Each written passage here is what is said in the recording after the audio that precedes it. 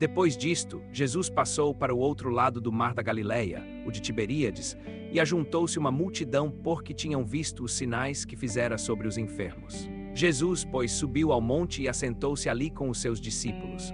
Estava próxima a Páscoa, a festa dos judeus.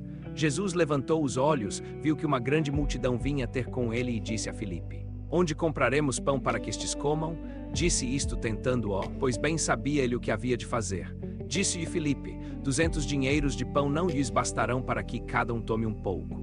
Disse-lhe um dos seus discípulos, André, irmão de Simão Pedro: Aqui está um menino que tem 5 pães de cevada e 2 peixes, mas que é isto para tantos? Disse Jesus: Fazei assentar os homens. Ora, havia muita relva naquele lugar, assentaram-se, pois, os homens, o número dos que comeram foi como 5.000. Jesus tomou, pois, os pães e, tendo dado graças, distribuiu-os aos que estavam assentados. Do mesmo modo também os peixes, tanto quanto queriam. E quando comeram até se fartar, disse aos seus discípulos: Ajuntai os pedaços que sobraram para que nada se perca. Ajuntaram, pois, e encheram 12 cestos com os pedaços que sobraram dos 5 pães de cevada, depois que comeram. Pois os que comeram eram cerca de 5.000 homens. Logo, pois, Jesus obrigou os seus discípulos a entrarem no barco e irem adiante dele para a outra banda, até que ele despedisse a multidão. E, despedida a multidão, subiu ao monte para orar a sós. E, chegada já a noite, estava ali sozinho. Mas o barco já estava no meio do mar, atribulado pelas ondas, porque o vento era contrário. E na 4ª vigília da noite, Jesus foi ter com eles, andando por cima do mar. E os discípulos, vendo andar sobre o mar, assustaram-se e disseram: É um fantasma. E gritaram de medo. Jesus, porém, imediatamente lhes falou, dizendo: Tende ânimo, eu sou, não temais. Então Pedro lhe respondeu: Senhor, se és tu, manda-me ir ter contigo por cima da água. E ele disse: Vem. E Pedro, descendo do barco, andou sobre as águas para ir ter com Jesus. Mas sentindo o vento forte, teve medo e, começando a submergir, clamou, dizendo: Senhor, salva-me.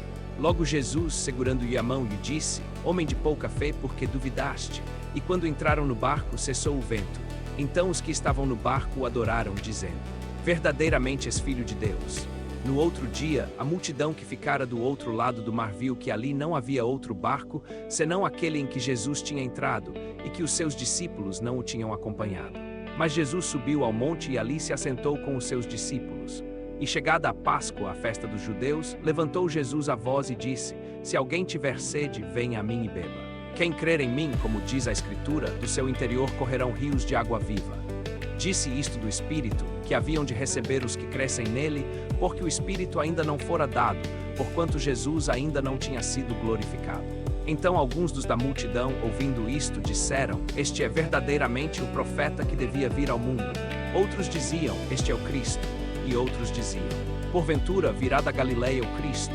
Acaso não dizem as Escrituras que o Cristo vem da descendência de Davi e da cidade de Belém, onde Davi estava? Assim havia dissensão entre a multidão por causa dele. E alguns dali quiseram prendê-lo, mas ninguém lhe pôs as mãos em cima. Então Jesus disse à multidão: Ainda por um pouco tempo estou convosco. Buscareis a mim e não me achareis, e para onde eu estiver vós não podeis ir.